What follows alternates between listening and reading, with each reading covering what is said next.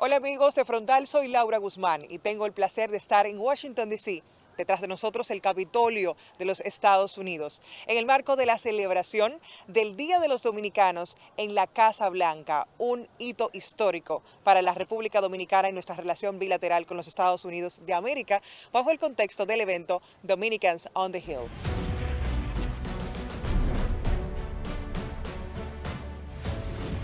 Dominicans on the Hill, o Dominicanos en el Capitolio, es un evento anual creado por el congresista Adriano Espaillat, que honra las contribuciones de los dominicanos a los Estados Unidos y celebra la cultura dominico-estadounidense.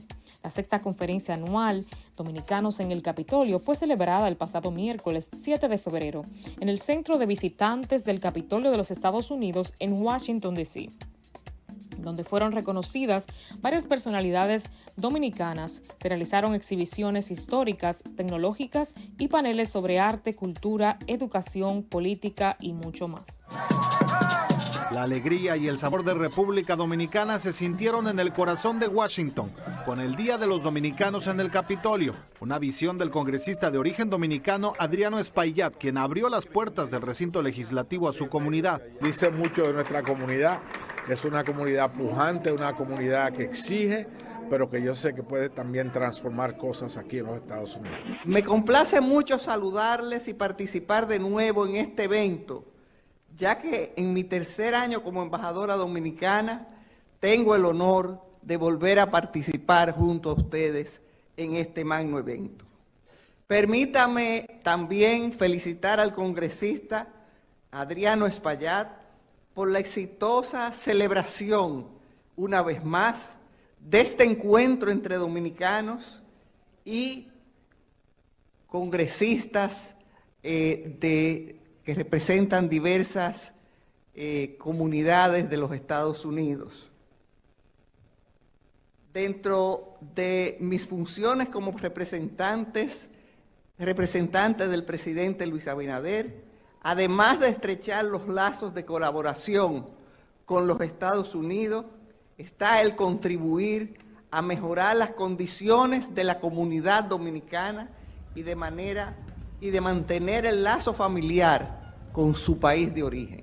Eso es un punto muy especial en la diplomacia del presidente Abinader y creo que nos hemos acercado y hemos estrechado esos lazos de manera fructífera que ya podemos ver con algunos servicios que tenemos en la comunidad de los Estados Unidos para nuestros conciudadanos dominicanos. Es la sexta conferencia y realmente es un encuentro donde vienen del país completo activistas y personas que naturalmente también trabajan aquí en Washington y en la área regional de Washington, de Maryland y de Virginia.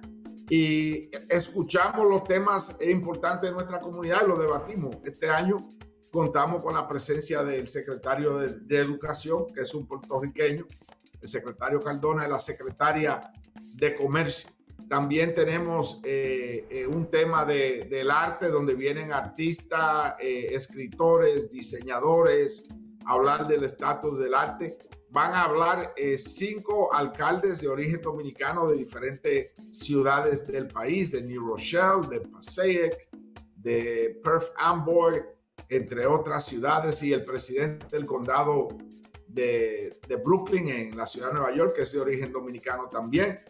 Y también vamos a escuchar de científicos y médicos sobre la biociencia y la investigación en esa área en nuestra comunidad. Solamente somos beisbolistas, tenemos congresistas, el caso de Espaillat, que nos llena de mucho orgullo, personas destacadas en la Casa Blanca, en el Congreso, embajadas, un sinnúmero de personas que en verdad nos llena de mucho orgullo a todos los dominicanos. Muy bien, Fefita, ¿cómo usted se siente de haber formado parte de Dominicans on the Hill? Feliz y contenta. ¿Cómo tú crees que me puedo sentir representando especialmente República Dominicana y la mujer orgullosamente acá en el Capitolio? Y ayer que tuve la oportunidad de estar en Casablanca, un recibimiento maravilloso.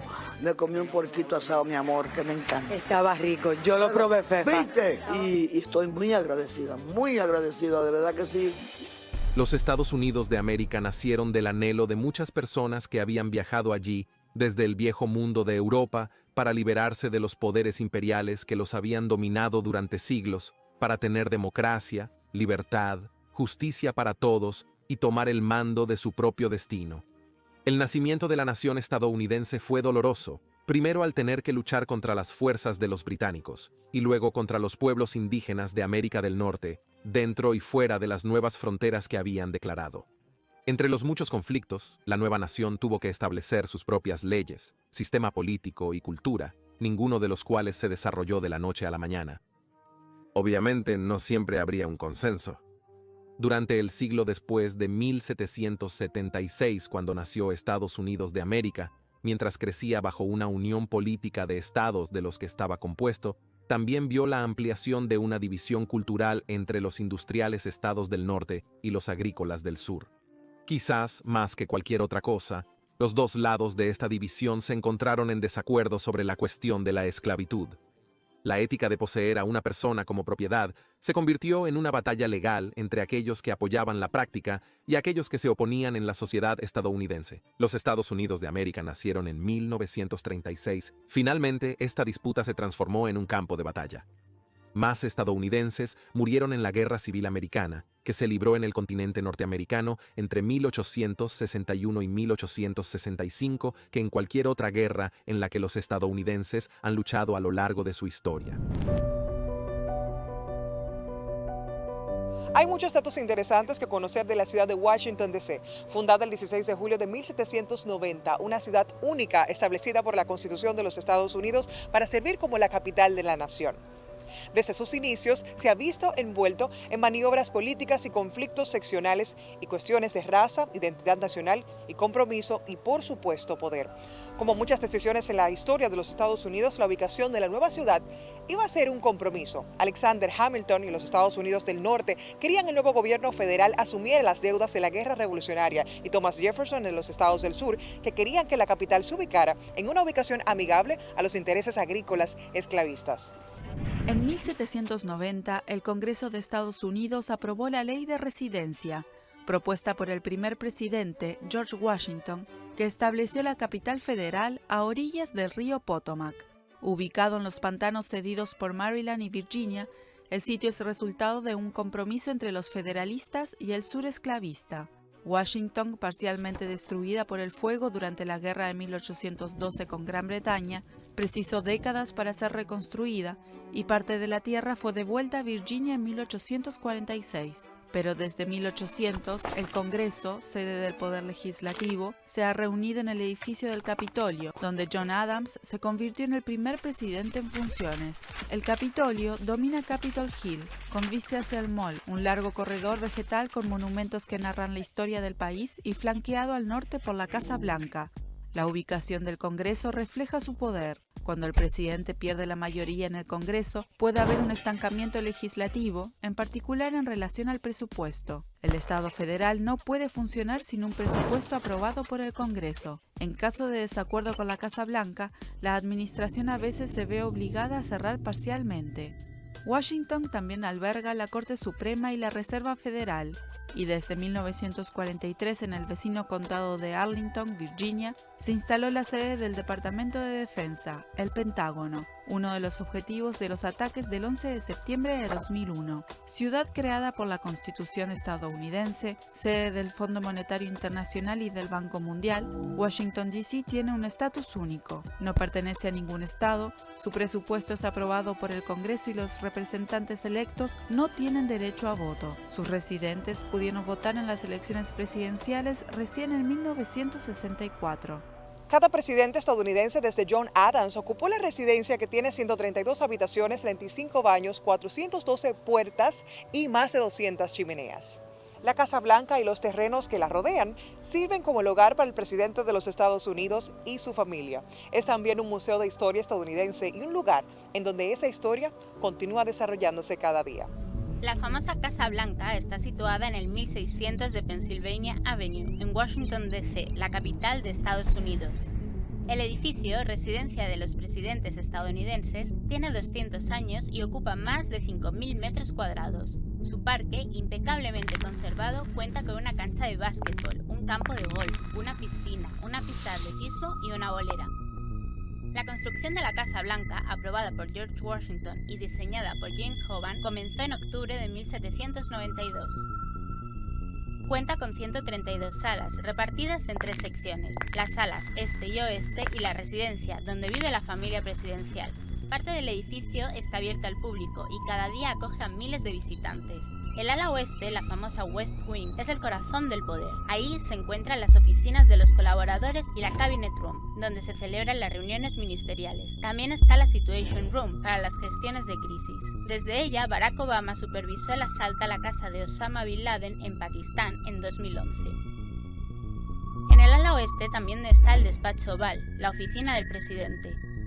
Bajo la Casa Blanca se encuentra un centro de comando subterráneo, conocido como el Presidential Emergency Operations Center, donde el presidente y sus colaboradores más cercanos pueden refugiarse en caso de emergencia. Un papel clave de la Casa Blanca es proteger al presidente. Varios agentes del servicio secreto y francotiradores de élite protegen el lugar las 24 horas del día. Pero los fallos de seguridad no son raros. En 1994, un pequeño avión se estrelló en el jardín de la residencia y su piloto murió. El primer presidente de los Estados Unidos, George Washington, seleccionó el lugar para la Casa Blanca en 1791. Al año siguiente se puso la primera piedra y se eligió un diseño para el arquitecto irlandés James Hoban. Durante la guerra de 1812, los británicos incendiaron la casa del presidente y se nombró a Hoban para reconstruirla.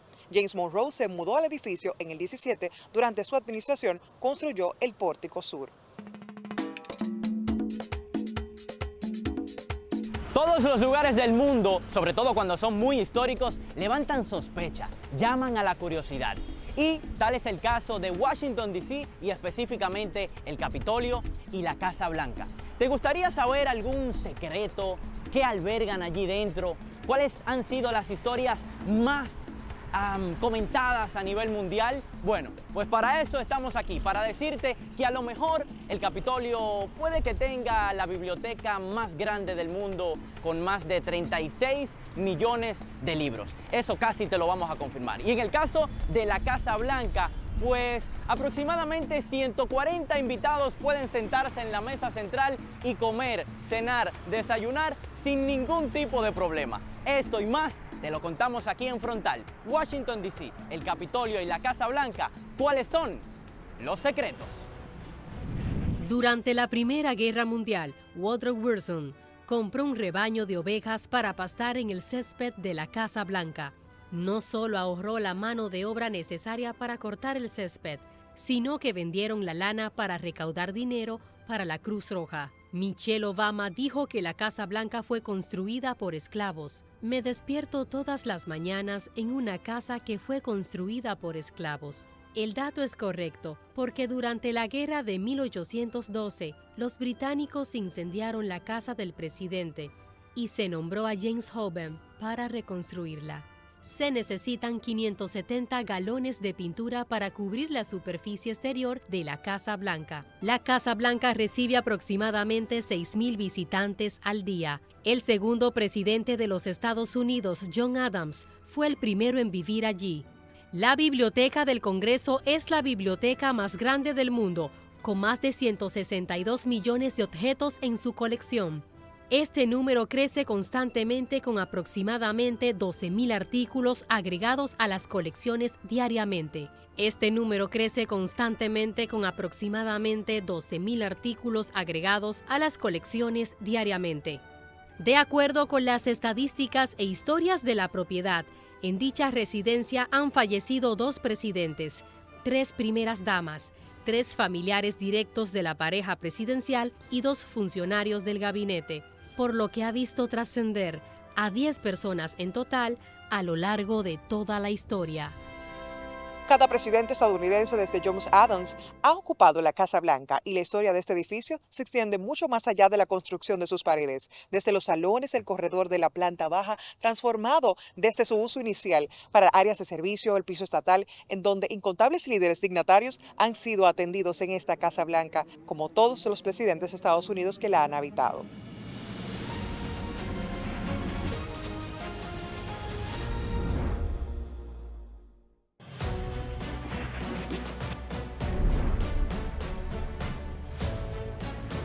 Ay, el panorama está bien caliente, tanto aquí en República Dominicana como en los Estados Unidos, porque las elecciones del 2024 están a la vuelta de la esquina. El presidente Joe Biden definitivamente ha presentado un deterioro en su salud mental y hasta física que ha preocupado a más allá de los estadounidenses. Del otro lado, el lado republicano, el magnate empresarial Donald Trump sigue siendo un candidato favorito para sus simpatizantes y también más allá de ellos.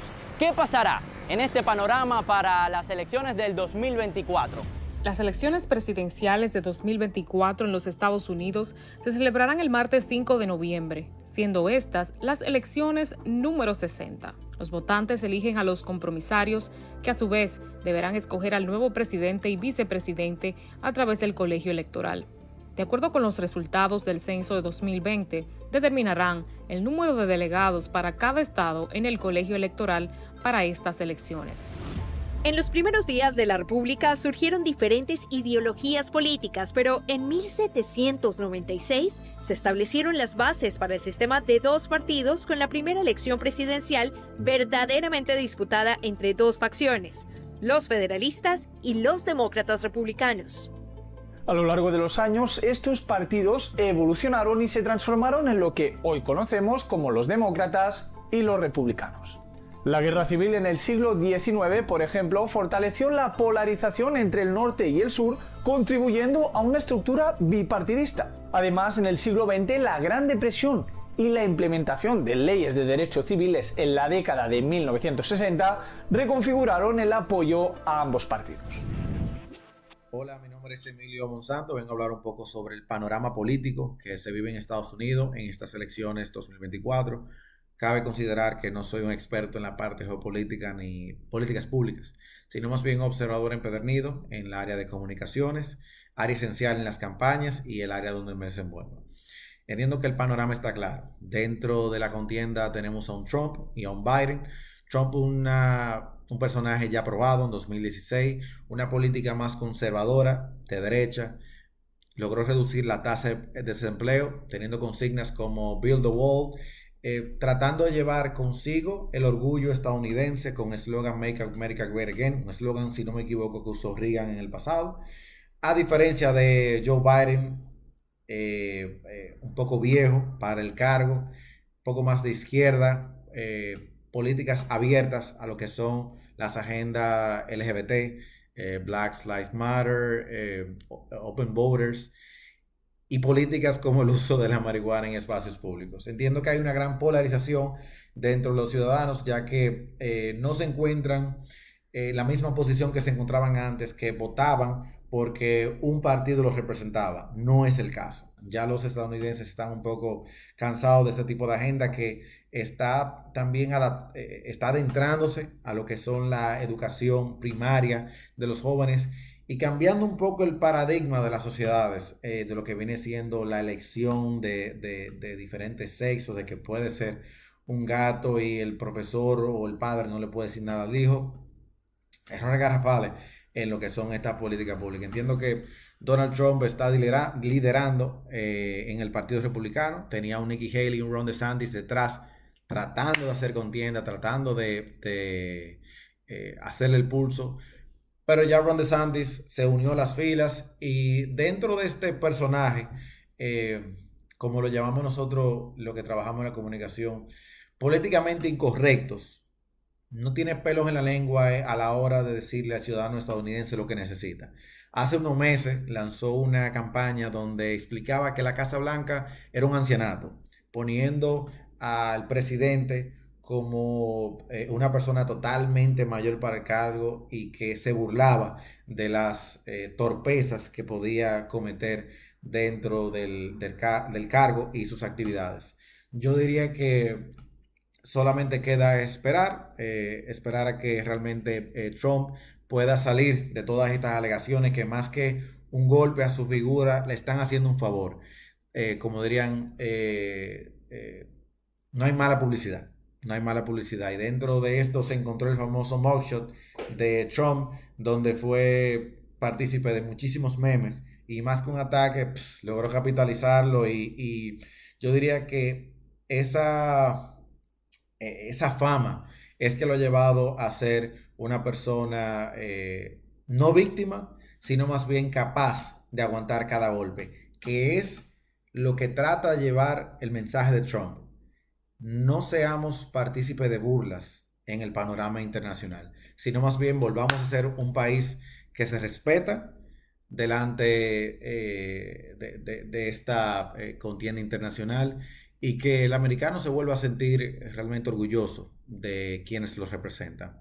Estos son mis varios minutos del comentario. Espero que pueda servirle de su ayuda a cada ciudadano y a cada residente de Estados Unidos, quien sea que tenga una relación directa con el país, vote o no, edúquese de quiénes serían sus representantes en cada escaño del poder ejecutivo y legislativo, y no deje de votar. Entiendo que parte de todo ciudadano alrededor del mundo debe ejercer su derecho al voto, y también es un deber para todos. Buenas noches, buenas tardes o por si acaso buenos días. El Capitolio de los Estados Unidos, en inglés United States Capitol, a menudo el Capitolio o The Capitol, el edificio el Capitolio Building, es la sede del Congreso de los Estados Unidos, el poder legislativo del gobierno federal. Está ubicado en The Capitol Hill, en el extremo oeste de la Explanada Nacional de Washington, que podemos ver a nuestras espaldas. La historia del Capitolio, uno de los edificios más emblemáticos de los Estados Unidos, comenzó en 1790. Desde entonces ha sido construido, quemado, reconstruido, ampliado y restaurado. Una vez aprobada su construcción por el Congreso y elegido el terreno, se comisionó a 3 personas para supervisar el proyecto. Contrataron entonces al arquitecto franco-americano Pierre-Charles L'Enfant, responsable del plan maestro de la nueva capital, quien ubicó al Capitolio en la zona más elevada del terreno para colocarlo, como él decía, en un pedestal. El arquitecto comenzó a trabajar sin mostrar bosquejos del diseño, argumentando que lo tenía en la cabeza, razón por la cual fue despedido. Los comisionados pusieron a concurso el proyecto. Se recibieron 17, ninguno satisfactorio. Cerrada la convocatoria, el médico William Thornton envió una solicitud para participar, que fue aceptada. El proyecto de Thornton representaba un edificio compuesto por 3 secciones, la parte central con un domo bajo, flanqueado por 2 salas rectangulares, una para el Senado y otra para la Cámara de Representantes. El proyecto aprobado el 25 de julio de 1793 por el primer presidente George Washington, quien colocó la piedra angular para su construcción. El Congreso estadounidense se reunió por primera vez en el Capitolio en 1800. Las secciones centrales del edificio actual se completaron en 1800, fueron parcialmente destruidas en el incendio de Washington en 1814 y luego fueron completamente restauradas a lo largo de 5 años. El edificio fue ampliado en 1850 en varias de sus alas de su Cámara Bicameral Legislativa.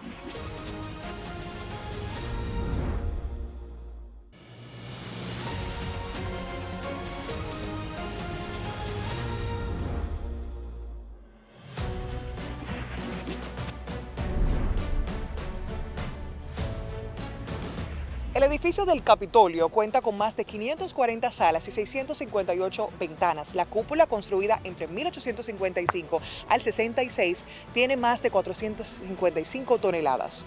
En este espacio se exhiben pinturas y esculturas que retratan a personas y acontecimientos significativos de la historia de los Estados Unidos. También reposan en esta sala los presidentes y ciudadanos distinguidos. El Salón Nacional de las Estatuas solía albergar al despacho de la Cámara de Representantes, que es llamada All Hall of the House. El salón alberga 100 estatuas de la colección que tiene el Capitolio de figuras de ciudadanos destacados de la historia de los Estados Unidos. Los corredores Brumidi llevan el nombre del artista que diseñó los murales que los adornan, Constantino Brumidi. Las zonas que visita la planta baja incluyen la sala de columnas, los corredores Brumidi, la antigua Cámara de la Corte Suprema y cripta.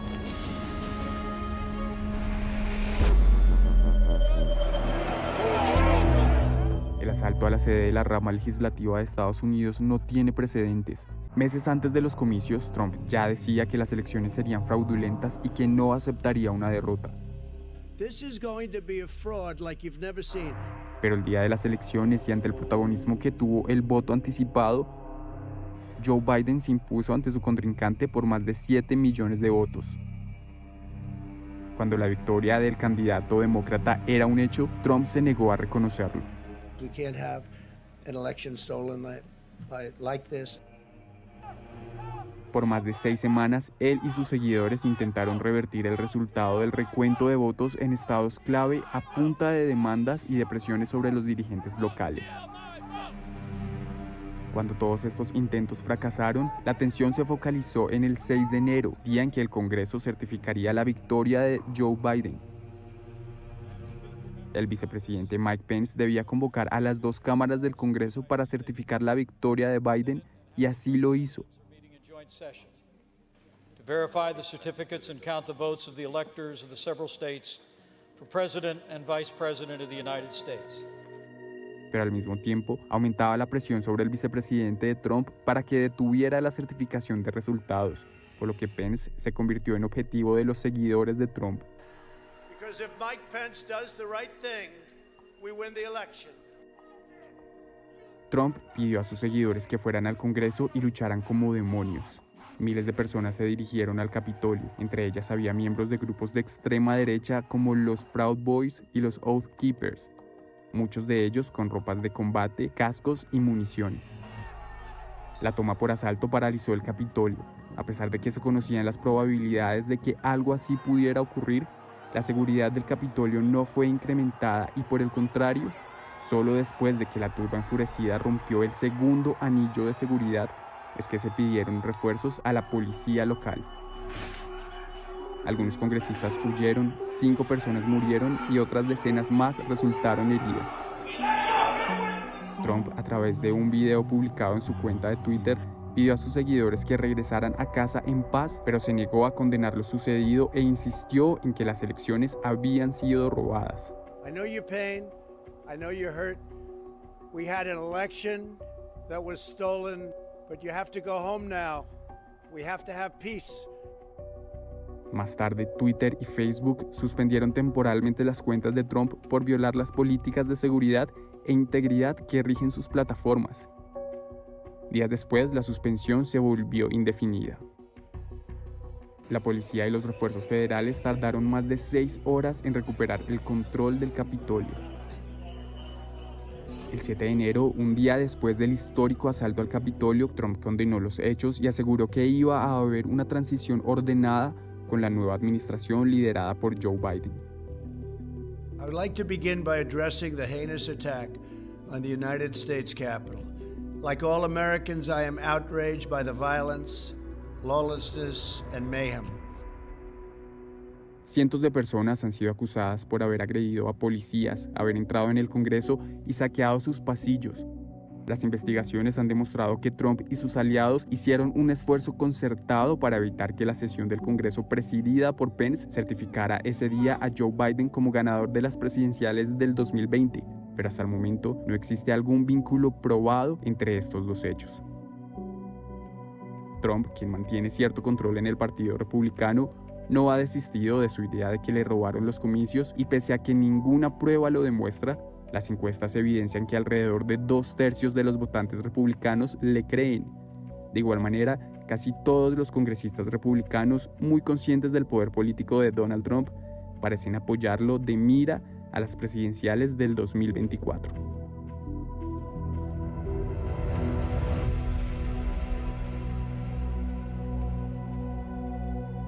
El monumento a Washington normalmente hace referencia al gran obelisco blanco localizado al extremo oeste del National Mall de Washington, D.C.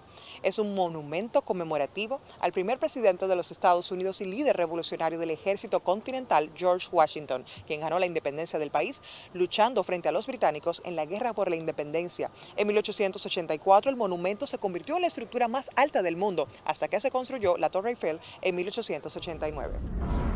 Su plan consistía en enviar piedras desde todo Estados Unidos y erigir una esbelta aguja de piedra.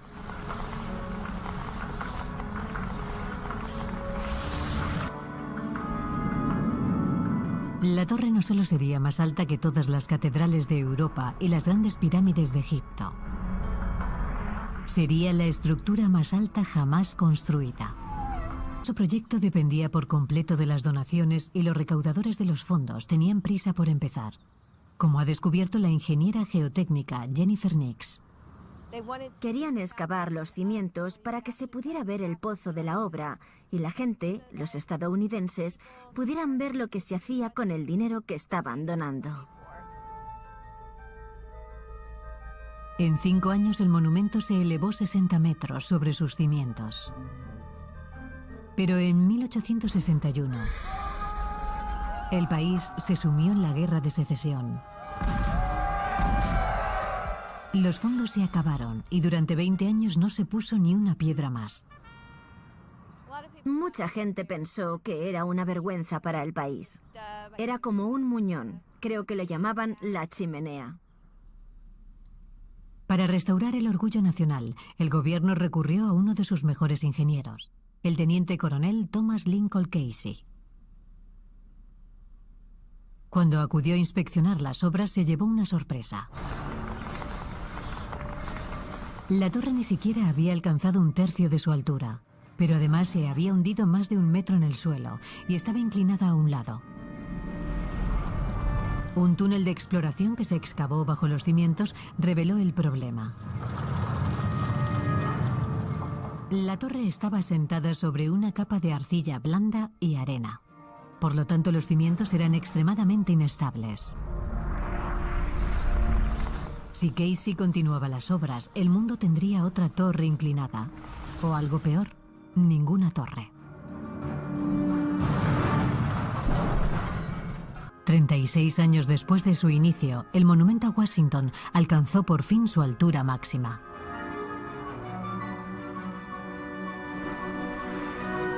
Pero el fiasco de los cimientos había dejado su impronta.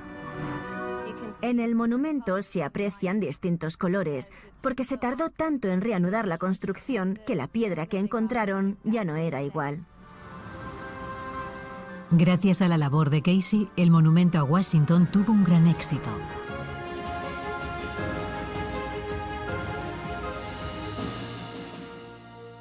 Para todo el equipo de Frontal ha sido más que un placer estar desde los alrededores del Capitolio, el emblemático Congreso de los Estados Unidos, en nuestro compromiso de que conozcamos mucho más de las historias de los países del mundo. Desde Washington, D.C., para la República Dominicana y todo el mundo, gracias a Televisión Dominicana y RNN Canal 27, Laura Guzmán.